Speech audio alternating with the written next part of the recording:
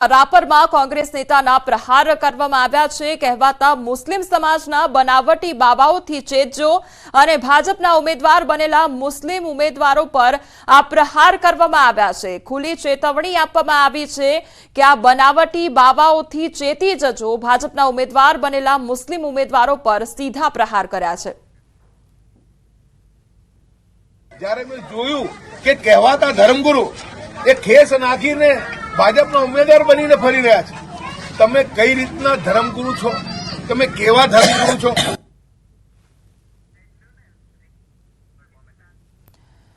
તો ગ્યાસુદ્દીન શેખ દ્વારા આ સીધા જ પ્રહાર કરવામાં આવ્યા છે। ગ્યાસુદ્દીન શેખના નિવેદન પર ભાજપનો પલટવાર પણ કરવામાં આવ્યો છે। હાર ભાળી જતા કોંગ્રેસ આવા પેંતરા કરે છે તેવું હિતેન્દ્ર પટેલનું કહેવું છે। ગુજરાતની શાંતિ દોડવાનો પ્રયાસ કરી રહ્યા છે અને પ્રાંત અને જ્ઞાતિ વચ્ચે વેરભાવ માટેની રાજનીતિ કરે છે તેવું પણ હિતેન્દ્ર પટેલ દ્વારા કહેવામાં આવ્યું છે।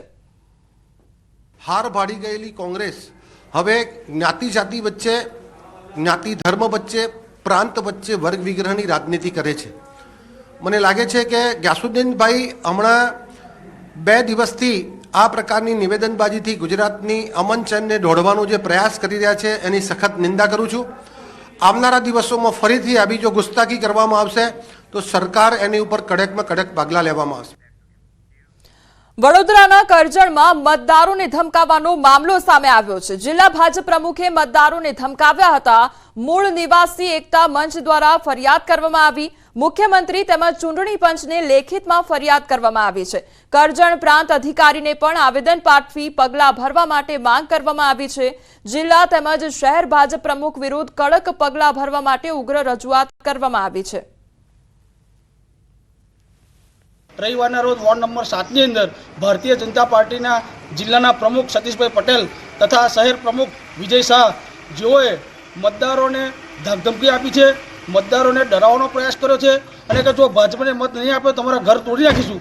તો એ હોદ્દેદારને કઈ રીતે અધિકાર મળે કે એ જાહેરની અંદર આવા બેફામ વાણી વિલાસ કરે? એ તદ્દન ખોટું છે, લોકશાહીની હત્યા છે અને આ દેશ બંધારણના મારફતે ચાલે છે, કોઈ પાર્ટીના મારફતથી ચાલતો નથી। સ્થાનિક સ્વરાજની ચૂંટણીને લઈને ભાજપે કમર કસી લીધી છે। નગરપાલિકાની ચૂંટણી લડતા ઉમેદવારો માટે ચૂંટણી પ્રચારમાં આવ્યા કૃષિ મંત્રી રાઘવજી પટેલ। કૃષિ મંત્રી રાઘવજી પટેલે ધોરાજી વોર્ડ નંબર 5માં સભા સંબોધી ભાજપ જીતશે તેવો વિશ્વાસ પણ વ્યક્ત કર્યો। સાથે જ તેમણે ટેકાના ભાવે થતી ખરીદી વિશે પણ જણાવ્યું હતું। તો હાલ ઘઉંનું ટેકાના ભાવે રજીસ્ટ્રેશન ચાલુ છે। રજીસ્ટ્રેશન બાદ ખેડૂતોના ઘઉં ટેકાના ભાવે ખરીદી થશે અને ધોરાજીમાં ખાતરમાં પથ્થર નીકળવા બાબતે તેમણે કહ્યું કે તે પથ્થર નહીં પરંતુ કેમિકલનો ગઠ્ઠો હતો જે જામી ગયો હતો। તેમાં ખાતર જ હતું, પથ્થર નહીં, જે તપાસમાં સામે આવ્યું છે।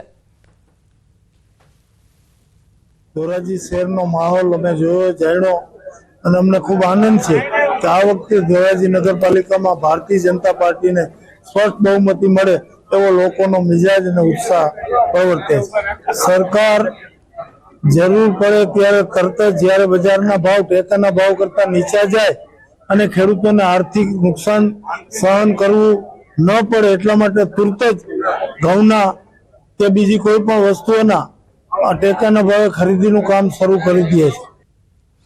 દાહોદમાં સ્થાનિક સ્વરાજની ચૂંટણીની તૈયારીઓ તેજ થઈ છે। જાલોદ નગરપાલિકાની ચૂંટણી યોજાશે ત્યારે ચૂંટણીની કામગીરીની તંત્ર દ્વારા સમીક્ષા કરવામાં આવી છે। પ્રાંતીય અધિકારી તેમજ ડીવાયએસપીએ મતદાન મથકની મુલાકાત લીધી અને તૈયારીઓ અંગે સમીક્ષા કરવામાં આવી છે। મતદાન મથકોએ મતદારોને અપાતી વિવિધ સુવિધાઓ જેવી કે પીવાનું પાણી, ટોયલેટ, દિવ્યાંગ મતદારો માટે રેમ્પ, વ્હીલચેર, વીજળીકરણ વગેરે જેવી સુવિધાઓની ખાતરી કરવામાં આવી